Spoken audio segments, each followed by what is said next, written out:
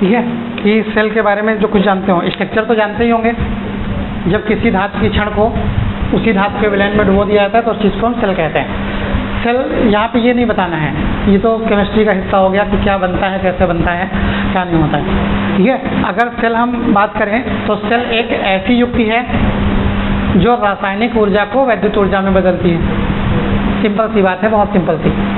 Cell एक ऐसी युक्ति है जो क्या करती है, रासायनिक ऊर्जा को काय में बदलती है, वैद्युत ऊर्जा में बदलती है। ये देखिए सेल ही है।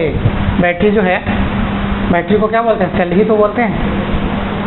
बैटरी जो होती है वो एक सेल होती है। अब ये क्या कर रही है, वैद्युत दे रही है, इस समय नहीं दे रही, दे रही है ना, वैद्युत दे रही है। लेकिन इसमें है क्या, करंट तो नहीं है, केवल केमिकल ही तो है इसमें।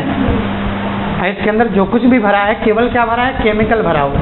तो ये इस समय क्या कर रही है, इस समय केमिकल एनर्जी को, मतलब रासायनिक ऊर्जा को काहे में कन्वर्ट कर रही है, वैद्युत ऊर्जा में कन्वर्ट कर रही है। अभी जब लाइट आ जाएगी तो ये क्या करेगी, वैद्युत ऊर्जा को रासायनिक ऊर्जा में स्टोर करने लगेगी।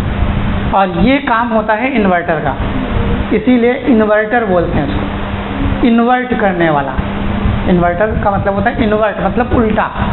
अगर वैद्युत मिल रही मतलब AC DC, अगर DC आ रही है तो ये AC में कन्वर्ट कर देगा, AC मिल रही है इसको तो DC में कन्वर्ट कर देगा। ठीक है, इसमें आप कह सकते हैं रेक्टिफायर यानी दृष्टिकारी और ट्रांसफार्मर दोनों होते हैं। ठीक है, तो आप इसीलिए इसको ये चीज़ बोलते हैं। तो ये जो सेल है, ठीक है, ये आपका जो बैटरी लगी हुई है इसको हम क्या बोल रहे हैं, सेल बोल रहे हैं। तो अगर ऊर्जा के लिए आप कहें तो आप ये कह सकते हैं कि कोई भी युक्ति जो क्या करती है, रासायनिक ऊर्जा को वैद्युत ऊर्जा में बदलती है, सेल कहलाती है। अब ये कहते हैं कि यहाँ पर जो हम भेजेंगे या यहाँ पर जो कहेंगे वो सेल क्या है। यहाँ पे हमको सेल का स्ट्रक्चर और ये सब नहीं बताना है। कोई सर्किट लिया हमने, मान लीजिए कोई हमने क्या लिया, परिपथ लिया, जैसे ये है, सिंपल सा एक परिपथ बना दिया हमने। मान लो ये है, कुछ भी 2-3 चीज़ें बना दी। ठीक है, ये एक प्रतिरोध लगा हुआ है, आगे क्या है, संधारित्र है, और ये एक प्रेरण कुंडली है। ठीक है, 3 चीज़ें लगा दी हमने। मान लीजिए आप एक ही जैसे 3 लगा सकते हो, कोई ज़रूरी भी नहीं 3 लगाओ, एक ही लगा दो, कोई दिक्कत नहीं है। ठीक है, तो मान लीजिए कुछ भी यहाँ लगा है, उसको संचालित करने के लिए, उसको चलाने के लिए किसी ना किसी यंत्र की ज़रूरत पड़ेगी कि नहीं। अब भाई जैसे यहाँ पंखा लगा है, क्या अपने आप हवा देगा, नहीं देगा ना। इसको चलाए रखने के लिए कोई ना कोई चीज़ की तो आवश्यकता होगी। तो जिस चीज़ की आवश्यकता होती है, जब लाइट नहीं है तब इसको चलाने के लिए जिस चीज़ की आवश्यकता उसे हम क्या कह रहे हैं, सेल कह रहे हैं। ठीक है, तो अब सेल करता क्या है, कहाँ एनर्जी भेजता है, कैसे भेजता है। तो सेल एक ऐसी युक्ति है, समझ रहे हैं, सेल एक ऐसी युक्ति है जो सेल सहित पूरे परिपथ में, सेल खुद को भी नहीं छोड़ता है, मतलब सेल सहित पूरे परिपथ में वैद्युत धारा के प्रवाह को बनाए रखने के लिए, ठीक है, जिस युक्ति की आवश्यकता होती है उसे हम क्या बोलते हैं, सेल बोलते हैं। समझने वाली बात कि किसी भी सर्किट में, किसी भी इंस्ट्रूमेंट में वैद्युत धारा के प्रवाह को बनाए रखने के लिए जिस यंत्र की आवश्यकता होती है, जिस युक्ति की आवश्यकता होती है, उसको हम क्या बोलते हैं, सेल बोलते हैं। अगर लाइट नहीं है तो, अब लाइट है तो वो अलग चीज़ हो गई। ठीक है, ये आपका जैसे ये है, ये क्या है, बैटरी लगी है, ये बैटरी का सिंबल होता है। ध्यान रखिएगा, दोनों बराबर है, मतलब संधारित्र का सिंबल है। एक छोटा बड़ा है, मतलब ये वाला माइनस और ये वाला प्लस। ठीक है, बैटरी का सिंबल होता है। तो इसका मतलब ये जो बैटरी लगी है ये क्या करेगी, पावर सप्लाई तो देगी भाई, इस परिपथ में क्या करेगी, पावर सप्लाई देगी। अब इसमें 1-2 चीज़ें और आती हैं। इसमें एक चीज़ आती है वैद्युत वाहक बल और विभवांतर। विभवांतर क्या होता है, विभवांतर जानते हैं, विभवांतर किसको कहते हैं, विभव के अंतर को। कहाँ के विभव के अंतर को,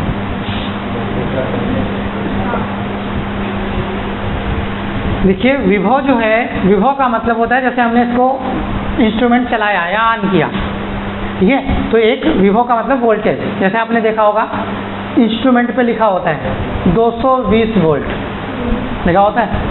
ज़्यादातर घरों में यूज होने वाले आप सप्लाई पर देखिए, बल्ब भी उतार लो, पंखा कुछ भी देख लो, उस पर एक लिखा होता है इस तरह से कुछ लिखा होता है 220, समझ रहे हैं? ये इस तरह का कुछ लिखा होता है।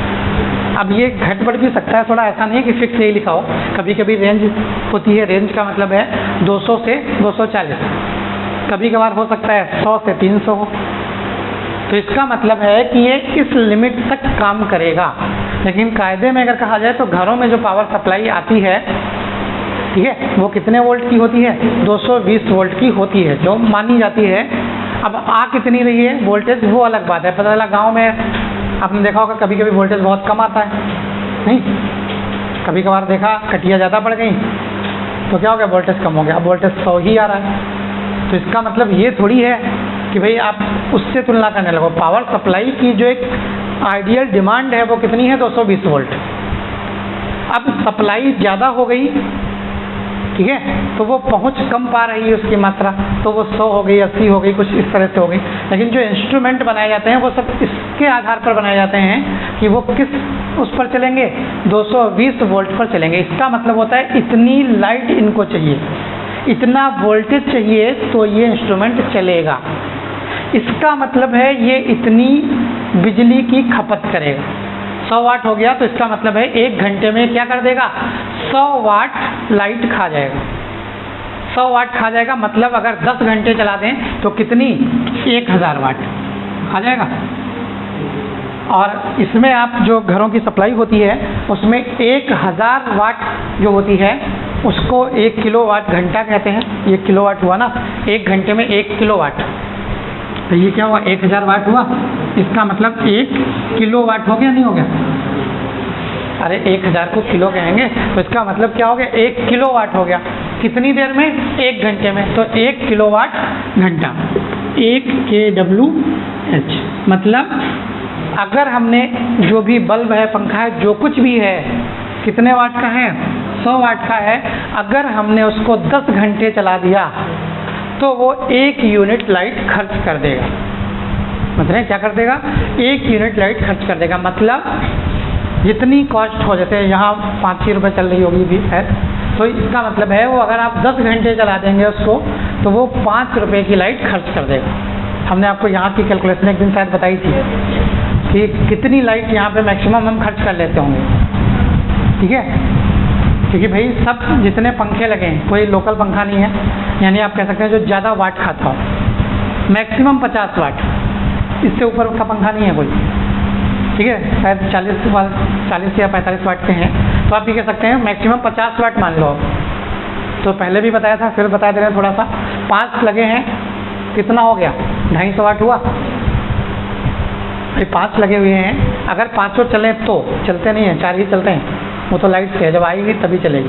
तो आप ये कह सकते हैं कि अगर 5 को कंटिन्यूस चलाएं हम तो कितना उसने यूज़ किया, 250 वाट, ठीक है। बल्ब कितनी खाएंगे भाई, 2, 4, एक 5 रख लीजिए, 5 राड में। अगर एवरेज 10 वाट का रख लें या 20 वाट का रख लो, 20 वाट का है नहीं कोई, ठीक है, वो सब 8 ही 8 वाट के हैं, ठीक है। ये भी आपका 12 वाट का है, यानी राड भी आपकी 12 ही वाट की है। तो आप ये कह सकते हैं कि है नहीं, लेकिन फिर भी हम 20 मान लेते हैं। 5 लगे हैं, 20 पंचे 100, ये 100 हो गया।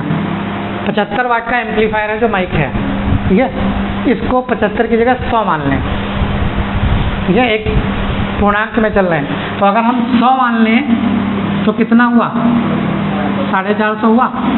और एडिशनल कुछ चल जाए, मान लो कोई भी चीज़ एडिशनल चला लें, हम चलाएंगे नहीं, हालांकि चलाते नहीं हैं, कौन सा हमें चार्जर वार्जर कुछ लगाने हैं, लेकिन मान लीजिए 50 मैक्सिमम और कोई चीज़, ठीक है।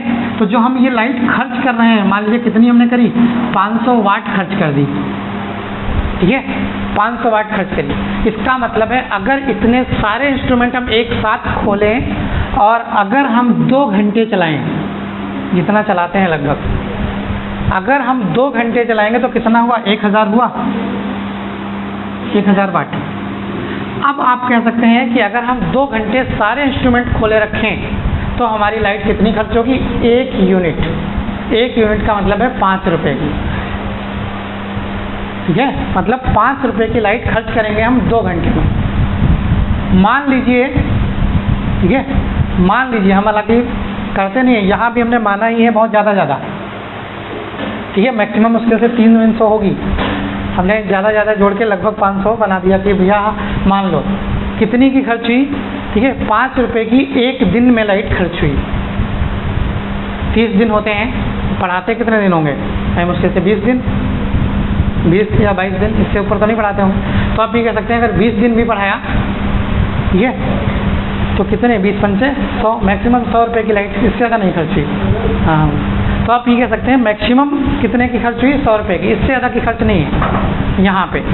तो ये एक लाइट का कैलकुलेशन है कि जो लाइट की गणना आप देख रहे हैं, किस तरह से एनर्जी खर्च हो रही है, किस तरह का क्या है, ये एक कैलकुलेशन है सिंपल सी इसकी।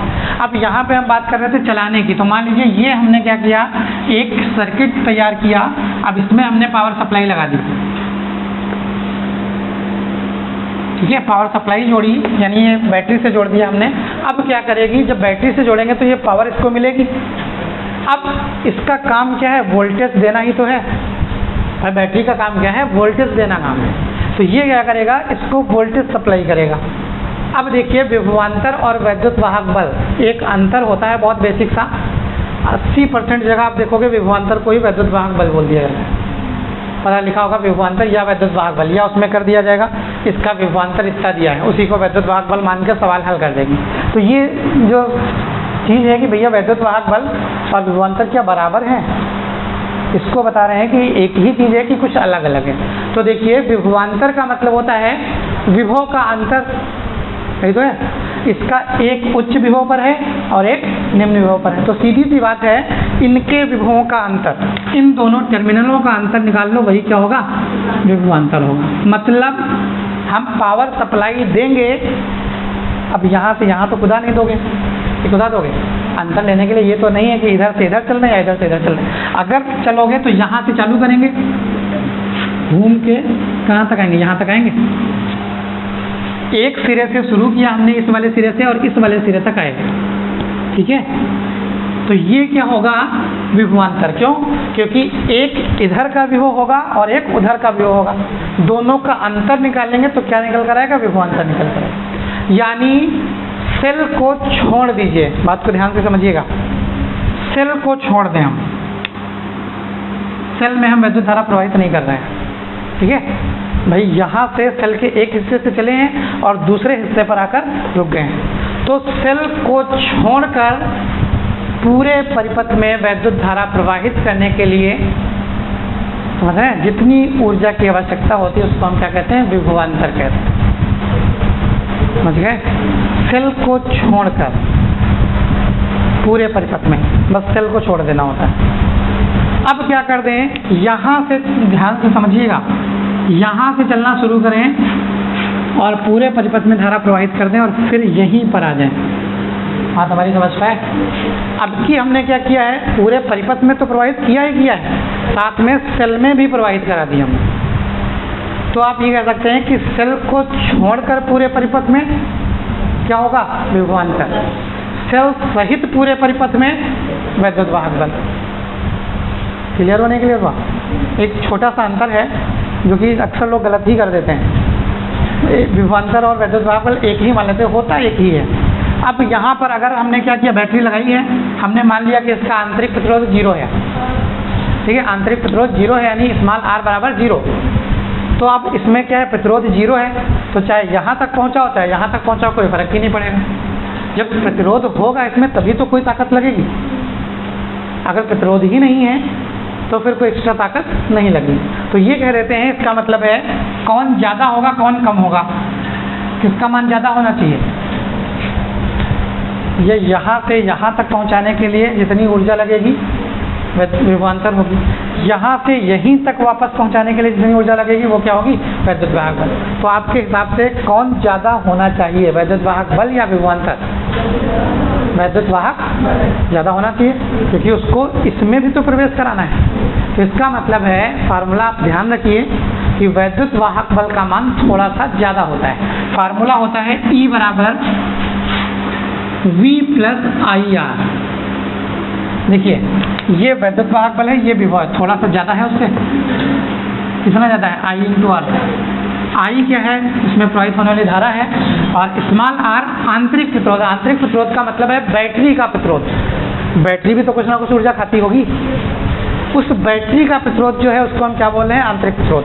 अब अगर हम आंतरिक प्रतिरोध को 0 मान लें, हम ये मान लें कि भैया बैटरी हमारी ऐसी है कि वो बस ऊर्जा देने के काम आ रही है, वो खपत नहीं कर रही ऊर्जा, वो अपने लिए कुछ नहीं रख रही, ठीक है। समझ लीजिए माँ है, माँ ही होती है ऐसी, भैया अगर जरा सा भी है तो पता चला बच्चे को दे दिया, खुद नहीं है। तो आप ये कह सकते हैं कि यहाँ पे अगर देखा गया तो इसका मतलब है आंतरिक प्रतिरोध कितना, 0। जैसे ही आप आंतरिक प्रतिरोध 0 करोगे, E बराबर क्या हो जाएगा, इसीलिए ज़्यादातर लोग मानते हैं कि भैया विभवांतर और वैद्युत वाहक बल क्या होते हैं, एक ही होते हैं, जबकि एक नहीं होते हैं। अगर आंतरिक प्रतिरोध 0 माना है हमने, तो क्या होगा, तब जाके वैद्युत विभवांतर और वैद्युत वाहक बल एक होंगे, अन्यथा वैद्युत वाहक बल का मान थोड़ा सा ज़्यादा होता है किससे, विभवांतर से, ठीक है। तो सेल का मतलब जान पाए, सेल का मतलब है पूरे परिपथ में, सेल सहित पूरे परिपथ में वैद्युत धारा प्रवाहित करने के लिए, ठीक है, जिस युक्ति का उपयोग किया जाता है उसको क्या कहते हैं, सेल कहते हैं। विभवांतर का मतलब होता है सेल को छोड़कर, ठीक है, सेल रहित पूरे परिपथ में वैद्युत धारा भेजने के लिए जितनी ऊर्जा की आवश्यकता होती है क्या कहलाती है, विभवांतर कहलाता है। सेल सहित पूरे परिपथ में भेजने के लिए जितनी आवश्यकता होगी क्या कहलाएगा, वैद्युत वाहक बल कहलाएगा। समझ गए पक्का? तो लिख भी लीजिए थोड़ा सा, अगर हेडिंग लिखिए वैद्युत सेल, हेडिंग है पहली वैद्युत सेल, तो लिखिए वैद्युत सेल एक ऐसी युक्ति होती है, वैद्युत सेल एक ऐसी युक्ति होती है,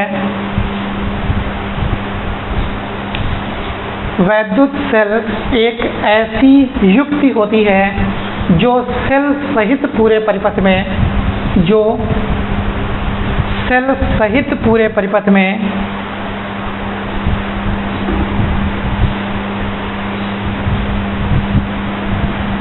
आवेश के प्रवाह को, सेल सहित पूरे परिपथ में आवेश के प्रवाह को बनाए रखने के लिए, सेल सहित पूरे परिपथ में आवेश के प्रवाह को बनाए रखने के लिए आवश्यक ऊर्जा प्रदान करती है, आवश्यक ऊर्जा प्रदान करती है।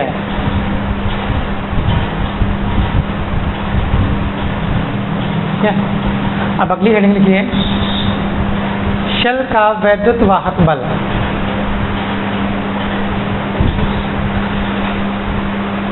सेल का वैद्युत वाहक बल,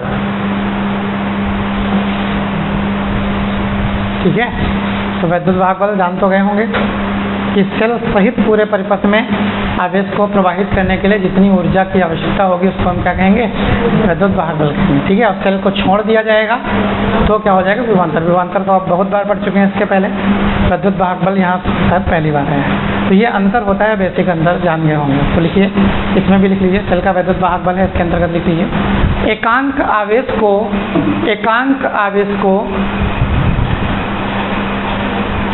सेल सहित पूरे परिपथ में, एकांक आवेश को सेल सहित पूरे परिपथ में, एकांक आवेश को सेल सहित पूरे परिपथ में प्रवाहित करने में सेल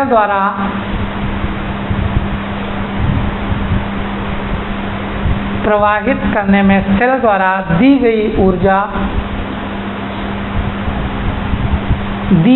ऊर्जा को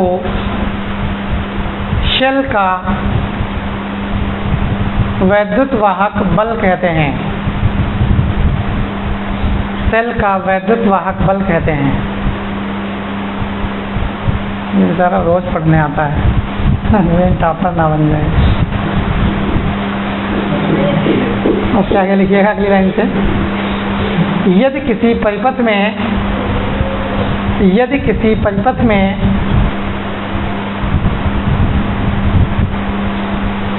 Q कूलाम आवेश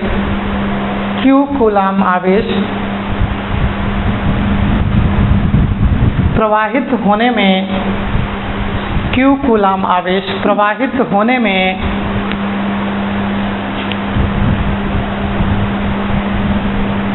शेल द्वारा दी गई ऊर्जा शेल द्वारा दी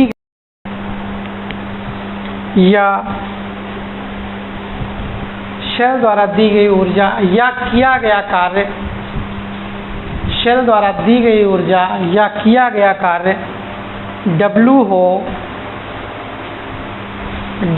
हो तो वैद्युत वाहक बल E बराबर W/Q वैद्युत वाहक बल E बराबर, चाहे कैपिटल E से लिखो चाहे स्मॉल e से लिखो, दोनों से सिंबल होता है, E बराबर W/Q। ठीक है, वैद्युत वाहक बल E बराबर W/Q। ठीक है, मात्रक लिख लीजिए, क्या होगा, जूल प्रति कूलाम। मात्रक लिख लीजिए, जूल प्रति कूलाम।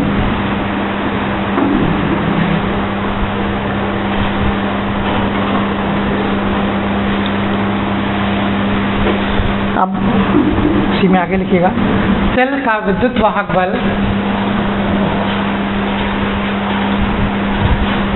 सेल का वैद्युत वाहक बल निम्न दो बातों पर शेल का वैद्युत वाहक बल निम्न दो बातों पर निर्भर करता है। अब देखिए जरा, थोड़ा सा दिमाग लगाइए। एक बैटरी है, ठीक है, एग्जाम्पल सीधे देख लीजिए। एक मान लीजिए बैटरी रखी है। अब बैटरी का वैद्युत वाहक बल मतलब ये कितनी ऊर्जा देगा, क्या होगा, कैसे काम करेगा, क्या नहीं, ये किन चीज़ों पर डिपेंड करेगा। इसमें क्या क्या है भाई, जो चीज़ें होंगी उन्हीं पर तो डिपेंड करेगा कि किसी तीसरी चीज़ पर कर देगा। तो ये तो नहीं है कि अच्छा मेज पे रखी है मतलब मेज पर करेगा, मेज पर तो नहीं करेगा। या प्लास्टिक की बैटरी है तो प्लास्टिक पे करेगा, करेगा क्या, नहीं करेगा ना। इसमें जो मेन चीज़ होगी उसी पर तो करेगा। ये भी बता दिया उसमें कि दो बातों पर निर्भर करता है। तो ऐसी कौन कौन सी चीज़ें हैं इसमें, ऐसी कौन कौन सी दो चीज़ें हैं, क्या क्या है इसमें। कभी सेल का स्ट्रक्चर बताया होगा आपको, नहीं, तो उसमें क्या क्या था। हाँ, एक विलेन होता था और एक छड़ होती थी। छड़ का मतलब है इलेक्ट्रोड जिसको कह सकते हैं। आपको बताया होगा एग्जाम्पल कई बार, जो सेल कागज़ वाला आता था उसको तोड़ा होगा आपने, कभी तोड़ा है। अरे तोड़ा फोड़ा तो होगा शायद बहुत बार, बहुत लोगों ने नहीं तोड़ा हो तो कि कहीं मिल जाए तोड़ के देखिएगा उसमें क्या निकलता है। कभी आप करके देखिए तो क्या निकलता है, कम से कम जानिए तो कि हम सही बता रहे हैं कि गलत बता रहे हैं। देखिए ये चीज़ जाननी ज़रूरी होती है कि जो चीज़ें देखिए आसानी से आप कर सकते हो, ठीक है, उन चीज़ों को आप करके देखिए। देखिए बहुत कठिन नहीं है, जैसे आपको फिजिक्स में बताया होगा, ठीक है, अवनमन और उन्नयन कि भैया चाय बनाने के लिए पानी रखिए, उसमें चीनी डाल दीजिए तो उबाल कम हो जाता है, चाय की पत्ती डाल दो तो उबाल बढ़ जाता है। क्या दिक्कत है, एक दिन करके देख लो। एक दिन पहले चीनी डालो तब अंतर देखो, एक दिन पहले चाय की पत्ती डाल दो तब अंतर देखो, आपको पता चल जाएगा कि उबाल बढ़ता है कि घटता है। तो हमारे एग्जाम्पल तो वैसे भी बहुत सिंपल रहते हैं, आप आराम से उनको कर सकते हो, ठीक है। तो आप ये कह सकते हैं कि यहाँ की अगर हम बात कर रहे हैं, ठीक है, कि मान लीजिए कोई भी बैटरी है। अब अगर हम बैटरी की बात कर रहे हैं तो बैटरी में आपको देखकर ही पता लगता है। देखिए ज़्यादा थ्योरियों पर मत जाइए, ठीक है, आप चीज़ों को सोचिए वो केवल कि हाँ इसमें क्या हो सकता है, और उम्मीद है कि 80% केसेस में आप सफल होते हैं कि भाई हाँ सोचेंगे और वो चीज़ सही साबित होगी। ये ज़रूरी नहीं है कि हर चीज़ रटनी ही पड़े, हर चीज़ आपको पता हो, याद हो, तभी आप आंसर सही लगा पाएँ। कभी कभार होता है, नहीं कहते हैं किसी किसी को कहते हैं अरे इनका तुक्का बहुत लगता है, तो तुक्का लगता नहीं है, वो किसी लॉजिक के आधार पर तुक्का लगाता होगा ना भैया। ऐसे थोड़ी है कि अक्कड़ बक्कड़ बम्बे पो कर दिया और लगा दिया और सही हो गया। उसने अगर तुक्का भी लगाया है तो किसी लॉजिक से ही तो लगाया होगा कि भाई हमको ये लग रहा है, ठीक है। किसी ना, अब जैसे मान लो कोई क्राइम करे, अब दो लोग खड़े हैं, उसमें से एक को पकड़ के ले जाए, एक को ना ले जाए, तो इसका मतलब क्या है, जो पकड़ने आया तो कुछ तो लगा होगा कि ऐसे फर्ज में पकड़ ले जाए। अरे कुछ तो लगा होगा कि ये लग रहे हैं देखने में गुंडे जैसे, ठीक है, या कोई दूसरा बेचारा सीधा साधा लग रहा है, या वो डरे हुए हैं, कुछ मतलब कोई चीज़, अब आपकी कोई चीज़ मान लीजिए चोरी हो जाए तो किसी ना किसी पर तो शक जाता है। कोई चीज़ चोरी हो, कोई घटना घट जाए तो किसी ना किसी, आप कहें भले ना डर के मारे, लेकिन दिमाग है कुछ ना कुछ तो सोचेगा, शांत कभी नहीं रहता है, कोई ना कोई चीज़ तो दिमाग में आएगी। तो वही है, उसी आधार पर तुक्के लगाए जाते हैं कि हाँ ये चीज़ पड़ी, अच्छा कभी थी, हाँ ये हो सकता है, हो लगाया उसने, सही हो गया। यानी आप ये कह रहे हैं कि यहाँ पर ऐसी, इसमें कौन कौन सी चीज़ें हैं? 2 ही चीज़ें हैं। अभी सेल को फोड़ के देखिएगा कभी, देखिए स्ट्रक्चर इसका भी वही है, स्ट्रक्चर उसका भी वही है, तो इसको काहे फोड़ के देखें आप? ठीक है, फोड़ के देखना है तो वही छोटा वाला सेल लीजिए, फोड़ के देखिए क्या है। तो उसमें एक काला काला पदार्थ निकलता है पाउडर जैसा, और एक डंडी निकलती है, वही देखी होगी काली काली कार्बन की। तो ये सिद्धांत तो वही है कि किसी विलयन को, धातु के किसी विलयन को या किसी धातु के क्षण को जब उसी धातु के विलयन में डुबाया जाता है, ठीक है, तो वो जो क्षण है, आपने जो सेल देखे हैं, सेल में क्या होता है, एक क्षण पड़ी होती है इस तरह से, ठीक है, यानी एक तरफ प्लस लिखा होता है, एक तरफ माइनस लिखा होता है, और एक इसके अंदर भरा होता है कुछ पदार्थ। तो क्या 2 ही चीज़ें तो हैं यार, तीसरी तो है नहीं कोई। तो यही 2 चीज़ें हैं जो आपने लिखी हैं कि 2 चीज़ों पर निर्भर करता है, किस पर? एक तो इस वाली क्षण पर। अब क्षण नहीं लिख देना वहाँ पर, ये क्या है, इलेक्ट्रोड है ना, इलेक्ट्रोड है। तो एक तो इलेक्ट्रोड पर और एक विलयन पर। विलयन को क्या बोलते हैं? यहाँ जो भरा होता है वैद्युत अपघट्य, वैद्युत अपघट्य बोलते हैं ना इसको। तो 2 चीज़ों पर, एक तो वैद्युत अपघट्य पर और एक किस पर?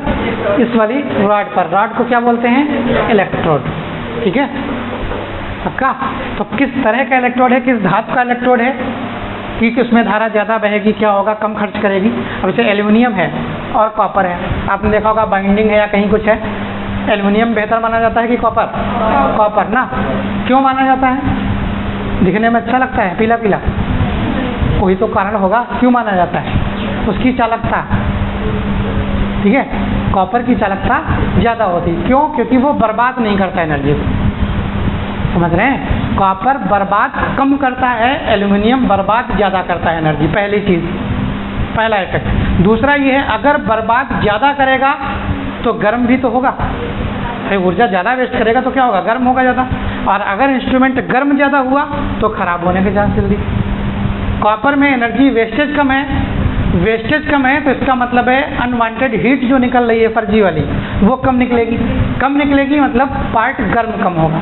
अब गर्म कम होगा तो जाहिर सी बात है मशीन है, अगर मशीन गर्म कब होगी तो ख़राब जल्दी नहीं होगी। ये एक बेसिक अंतर होता है कॉपर और एल्युमिनियम में।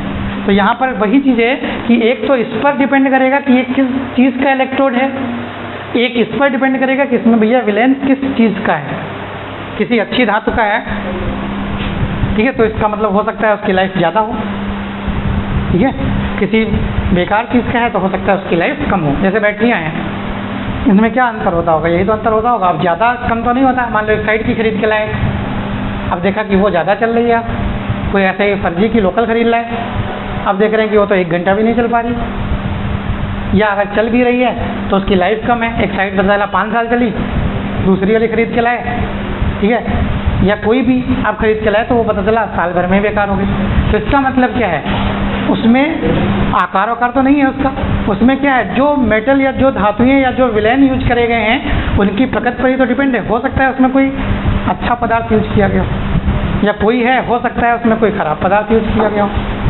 अब ये क्या पता, जैसे कोई भी चीज़ है, आप मान लीजिए कोई मकान है, आप एक बनवाइए, बनवाएंगे तो आपको हर चीज़ पता है कि हमने क्या मसाला लगवाया है, क्या ईंट लगवाई है, किस तरह की लकड़ी लगवाई है, कैसा क्या है। बना बनाया खरीद लाइए, खरीद लाइए नहीं मतलब खरीद लीजिए जाके, ये कोई ऐसी चीज़ नहीं है कि उठा लाएंगे। तो कहीं है मान लीजिए बना बनाया, वहाँ ले लीजिए। अब दिखने में तो हो सकता है बहुत चमक रहा हो, मार बिल्कुल देख लें तो ऐसा लगे, उसके अंदर क्या है पता नहीं, हो सकता है केवल मोरंग लगाई ही ना हो उसमें। और होती हैं घटनाएँ, पता रहे साल भर बाद छत ही गिर गई, जबकि नया मकान था।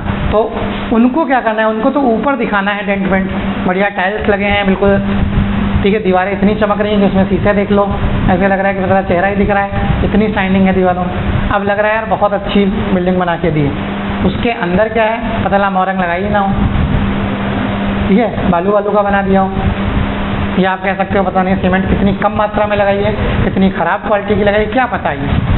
तो आप ये कह सकते हैं चीज़ें डिपेंड किस पर करती हैं, क्वालिटी पर डिपेंड करती हैं कि कितना चलेंगी, लाइफ कितना चलेगी, वो डिपेंड करती है क्वालिटी पर कि भैया किसकी क्वालिटी कितनी अच्छी है। तो यहाँ पर हमने देखा दो चीज़ें, एक कौन, वैद्युत अपघट्य की प्रकृति पर और एक आपका इलेक्ट्रोड की प्रकृति पर। वैद्युत अपघट्य की प्रकृति से मतलब है कि कोई भी पदार्थ है, अब ये देखना है कि वो किस धातु का विलयन है।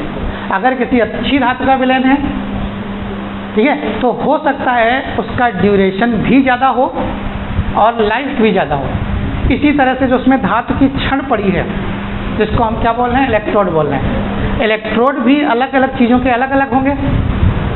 तो अब पता चला कोई किसी में एक अच्छी चीज़ का, अच्छे ब्रांड का नहीं, अच्छी धातु का इलेक्ट्रोड बना है। इनमें सब में ब्रांड का कोई मतलब नहीं होता, इनमें खाली प्रकृति होती है कि भैया अच्छी धातु लगाई है हमने कि नहीं लगाई है। अब जैसे पंखा ही है, अब पंखे में कायदे में देखा जाए तो ब्रांड का कोई मतलब नहीं है, मतलब किसका है, बाइंडिंग का है कि किस तरह की बाइंडिंग है। वही कंपनी चेंज होती चली जाती। प्लस सस्ता पंखा खरीद के लाए किसी लोकल कंपनी का, बाइंडिंग इतनी अच्छी नहीं होगी उसमें। आप किसी अच्छे ब्रांड का खरीद के लाए तो उसमें क्या फ़र्क होगा, यार बाइंडिंग ही बेहतर होगी। ख़राब सब होंगे, ऐसा नहीं है कि आप वो खरीद के लाए हो लोकल वाला वो ख़राब हो जाएगा, ब्रांड का खरीद के लाए हो ख़राब नहीं होगा। हो सकता है लोकल वाला ज़्यादा दिन चल जाए, ब्रांडेड खरीद के लाओ वो जल्दी ख़राब हो जाए। तो इससे कोई लेना देना नहीं होता, लेकिन ये मानते हैं हम, हमारी ये सोच होती है कि अगर ये कंपनी का है, किसी अच्छी ब्रांड का है तो अच्छा होगा। क्यों? क्योंकि जाहिर सी बात है, आप अगर किसी कोई कंपनी अच्छी है तो फर्जी में नहीं अच्छी होगी, कुछ ना कुछ तो उसकी क्वालिटी होगी। आप हमारे पास दौड़ के आते हैं मान लीजिए पढ़ने, तो कुछ ना कुछ तो आपको नज़र आता होगा, कोई ना कोई तो क्वालिटी लगती होगी। भाई आप किसी और के पास नहीं गए, पता चला जो पढ़ा रहे हैं, पता चला स्कूल में भी पढ़ा रहे हैं, आप हो सकता है बेहतर जानते हो, यार ये तो स्कूल में भी पढ़ा रहे हैं इसी क्लास, हम तो कहाँ पास तक पता चला पढ़ा के आ रहे हैं, छोटा बड़ा स्कूल में, लेकिन फिर भी आप आ रहे हैं। क्यों? कोई ना कोई तो क्वालिटी होगी भाई, उस चीज़ को बनाने के लिए हमने कोई ना कोई तो मेहनत करी होगी। अब यही सारी चीज़ें होती कि हमने उसके पीछे वर्कआउट कितना किया है, हमने मेहनत कितनी करी है, ठीक है। आज जो चीज़ बन जाती है उसको इंसान देखता है, उसके पीछे का नहीं देखता है। हमने भी अभी बीच में जब नई नई जॉब लगी थी हमारी, तो यहाँ बड़ा हंगामा हो गया था हर गाँव भर में। ये हंगामा हुआ था कि अब ये छोड़ देंगे, मतलब कोचिंग नहीं पढ़ाएंगे, और उसमें लोगों बच्चों को बेवकूफ़ बना दिया गया।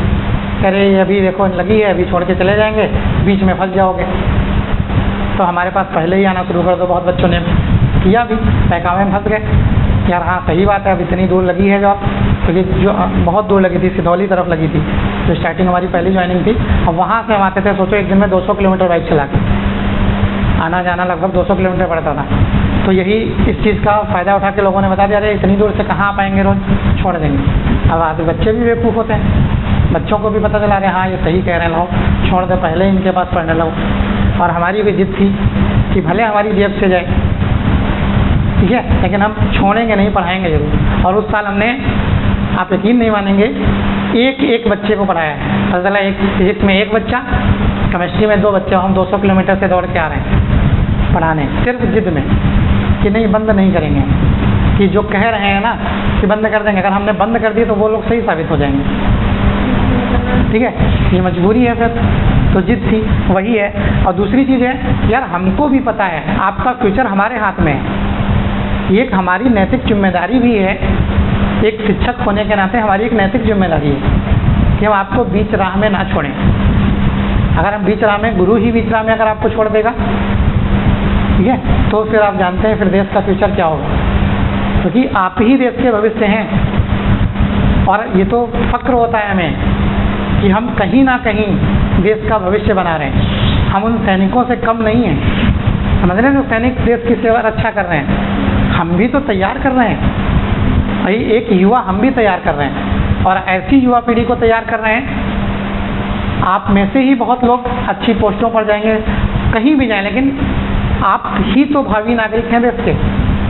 तो वही चीज़ है कि हम कहीं ना कहीं तो एक कुछ ना कुछ अच्छा तैयार कर रहे हैं। अभी हम आपको गलत चीज़ें सिखाने लगे, ऐसा नहीं, आतंकवादी होते हैं, अब वो क्या छोटे छोटे बच्चों को तो पढ़ाना शुरू करते हैं, गलत चीज़ें सिखाते हैं, तो क्या बर्बाद कर रहे हैं। हम आपको क्या सिखा रहे हैं, बेहतर चीज़ें सिखा रहे हैं। तो इसका मतलब कहीं ना कहीं अप्रत्यक्ष रूप से तो ठीक है देश सेवा कर ही रहे हैं, अब चाहे जैसे कर रहे हैं। तो ये थोड़ा एक सोच का फ़र्क होता है कि भाई हाँ हमारे सोचने का फ़र्क क्या है। कि हम आपको नहीं छोड़ सकते। और ये हमेशा के लिए ध्यान रखिए, हमारी तरफ से आपको बेस्ट मिलेगा, क्योंकि हम इस तरह के इंसान नहीं हैं कि कहीं भी किसी स्तर पर भी आपको चीट कर जाएं, कहीं भी धोखा दें, कि नहीं, ऐसा कुछ नहीं है। बिल्कुल आपको अगर मिलेगा तो लॉयल मिलेगा। ये चीज़ यकीन मानिए कि लॉयल्टी है अंदर, कि जो हैं बिल्कुल परफेक्ट हैं, कि ये नहीं है कि आपके पास कोई समस्या आ गई या कुछ हो गया हम आपको छोड़ देंगे, बिल्कुल नहीं। अगर हमारे पास समस्या होगी फिर भी हम कोशिश करेंगे कि अब वो समस्या ना होने पाए, कि भाई हाँ आपका फ्यूचर हमारे हाथ में है। अब ये नहीं है कि हमारे पास पेपर आपका आना, हमारे पास भी कोई समस्या आ गई। अब कोई पर्सनल हमारी ही समस्या आ गई तो एक अलग बात होगी, ठीक है, मान लीजिए बुखार में पड़े हैं या कोई तबीयत ख़राब है, अब नहीं आ सकते उस दिन, आपका अगले दिन पेपर है, तो वो एक मजबूरी हो गई, अलग चीज़ हो गई। लेकिन फिर भी कोशिश करते हैं कि आएँ किसी ना किसी तरह से। लेकिन अगर नहीं बना तो कोई बात नहीं, लेकिन फर्जी में नहीं कि भैया हाँ नहीं अच्छा ये काम हो गया है चलो चले जाएँ, आज मन नहीं आने का। और आप खुद देखते हैं, हम खुद चाहते हैं कि आपका नुकसान ना हो, तभी जिस दिन कुछ ऐसा माहौल होता है हम ग्रुप पे पहले ही डाल देते हैं, अगर आप देखते हो कि आज छुट्टी रहेगी या कभी कुछ, हम ये नहीं चाहते कि आप दौड़ के आओ यार बिना मतलब टाइम बर्बाद करो अपना, और ये होगा। और छुट्टी फर्जी में भी नहीं करते, आपने देखी होगी एक दिन। अब ये बारिश हो रही है लगातार, हम आ भी जाएंगे यहाँ तो 2 लोग आएंगे पता चला पढ़ने, क्योंकि एक बार आ चुके हैं, ठीक है, हाँ एक बार हम बारिश में आ चुके हैं यहाँ पे, पता चला बारिश हो रही थी, हम तो आ जाएंगे भाई, कार से आ रहे हैं तो हम तो आ ही जाएंगे, आप ही नहीं आ पाओगे। अब पता लगा यहाँ हम आ गए, अब 2 बच्चे आए, ना उनको पढ़ाने में मन लगेगा ना पढ़ने में मन लगेगा, छूटेगा अलग से, जो नहीं आएगा उसका नुकसान अलग से हो जाएगा, फिर ये सोचेंगे अगले दिन फिर यही पढ़ाना पड़ेगा। इसलिए कभी ऐसी अगर समस्या होती है, मान लो बारिश हो रही है कुछ है, तो आप कंफर्म तो करिए कम से कम एक बार कि यहाँ क्या है क्या नहीं। अब कभी कभार ये होता है पता चला यहाँ नहीं हो रही, अब वहाँ बहुत तेज़ हो रही है, अब हम तो उसी उसमें है ना कि भैया बारिश हो रही बहुत तेज़, हम चले भी जाएंगे भी तब भी बेकार है वहाँ पहुँचना, कि आप आ ही नहीं पाएंगे। इसलिए कभी कभार अगर हुई छुट्टी तो इस तरह से, और कोई मतलब नहीं है।